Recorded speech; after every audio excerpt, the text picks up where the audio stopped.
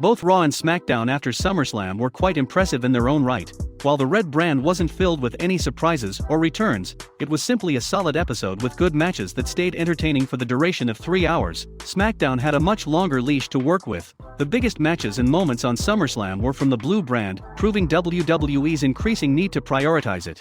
This wasn't a night filled with surprises or returns either, but a lot happened regardless. Here were the best and worst parts of SmackDown. Number 3, Best. Finn Balor and the Profits on SmackDown.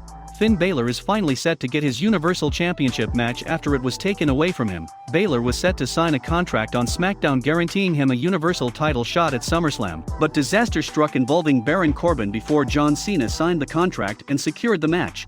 Now that Roman Reigns is done with the Cenation leader, the first person to step up to his title challenge was none other than Finn Balor, but the first ever Universal Champion didn't want to wait. He challenged Reigns to a match on SmackDown next week.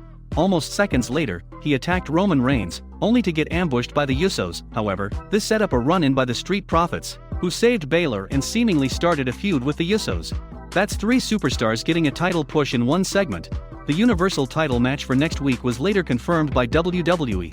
It will be interesting to see how it plays out on the blue brand next week.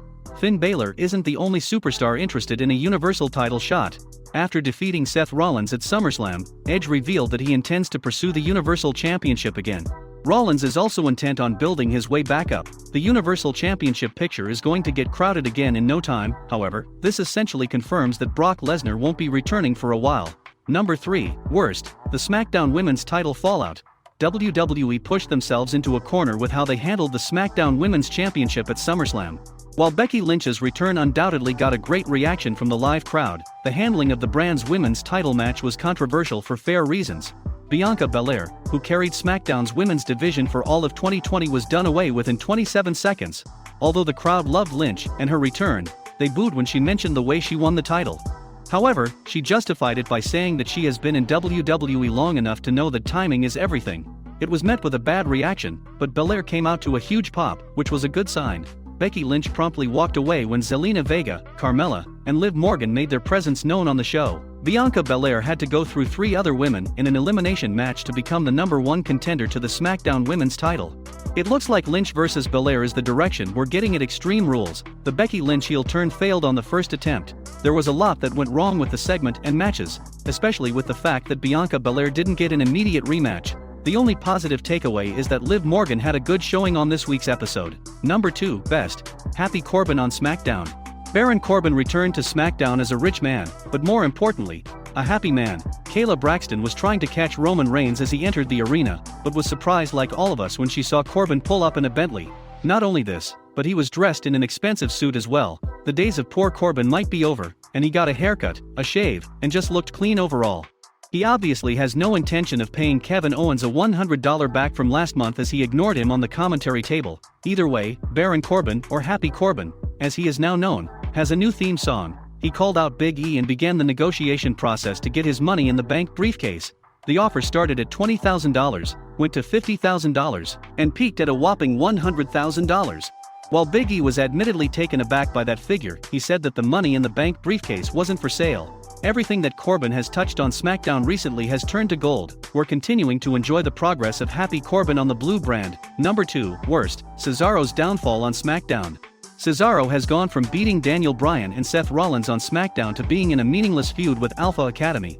Not only is he facing the likes of Chad Gable and Otis, but he isn't even getting proper wins in the process. It's unfortunate to see Cesaro in this position because up until Hell in a Cell 2021, he was getting consistently pushed. It looks like Edge's choice of facing Seth Rollins at SummerSlam meant that the Swiss Cyborg had to be put in the back seat again. It's sad to see where he is now after the incredible 2021 he had on SmackDown. Number 1, Best. Rick Boogs and King Nakamura. The Nakamura-Boogs pairing has been a big success so far. It's helped both men in their popularity overall, and even Boogs has a great deal of momentum on SmackDown. On this week's episode, Nakamura and Rick Boogs teamed up to take on former tag team champions Dolph Ziggler and Robert Roode. They won the match, with Boogs getting the pinfall. The alliance has been a success so far, and Apollo Crews is waiting in line for another Intercontinental title shot. Number 1, Worst. Dominic Mysterio losing over and over on SmackDown. Dominic Mysterio was given a talk by his father Rey Mysterio on SmackDown, who told him that their tag team success can wait. For now, he he wants Dominic to branch out on his own as a single star. He didn't even know who he was going to face.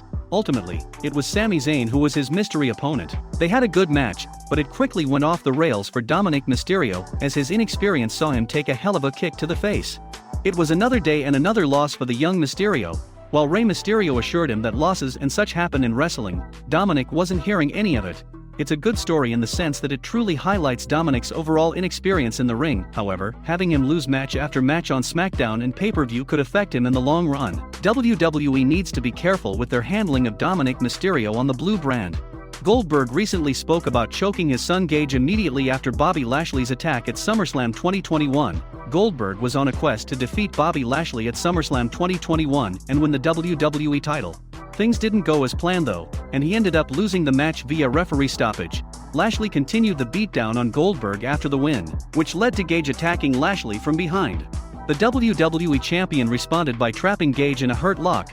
Goldberg tended to his fallen son while Lashley and MVP left for the back. In an interview with CarCast, Goldberg revealed what happened in the ring between him and Gage after Lashley's brutal attack. "I didn't see yes. I was choking him," Goldberg said. He goes, "Dad, when you came over and grabbed me, you were choking me. I was like, I saw you smiling, man. I had to get the smile off."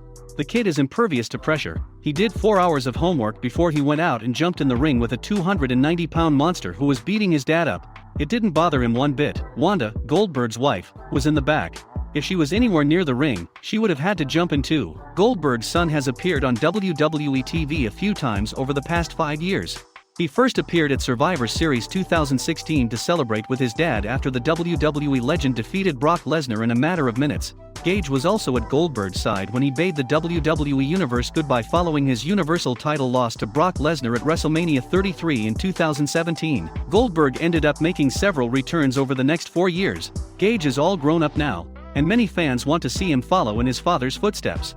What do you think of Goldberg choking his son at SummerSlam for not selling Bobby Lashley's attack? After a blockbuster return at WWE SummerSlam 2021, Brock Lesnar missed this week's episode of Friday Night SmackDown, much to the disappointment of fans. The reason behind this is Lesnar not being Roman Reigns' next challenger for his Universal Championship. According to Mike Johnson of PW Insider, Reigns would likely face Finn Balor at next month's WWE Extreme Rules pay-per-view. This week's SmackDown closed with Balor coming out to the ring during the family celebration of the Bloodline and challenging the Tribal Chief for his title at next week's episode of the Blue Brand. The match has now been made official. As for Brock Lesnar, the report claims that he will be facing Roman Reigns either at Crown Jewel or Survivor Series later this year. WWE likely wants to have this massive match on a bigger stage than Extreme Rules.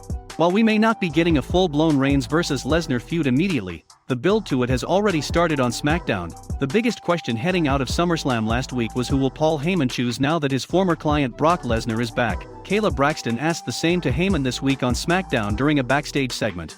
Heyman claimed that he will remain by the side of the Tribal Chief. However, he was locked out of Reigns' locker room. The Usos then came out and accused Heyman of knowing about Lesnar's return at SummerSlam, which he denied. Upon Roman Reigns' arrival, Paul Heyman looked scared, but the Universal Champion was surprisingly calm, or at least made it look like he was.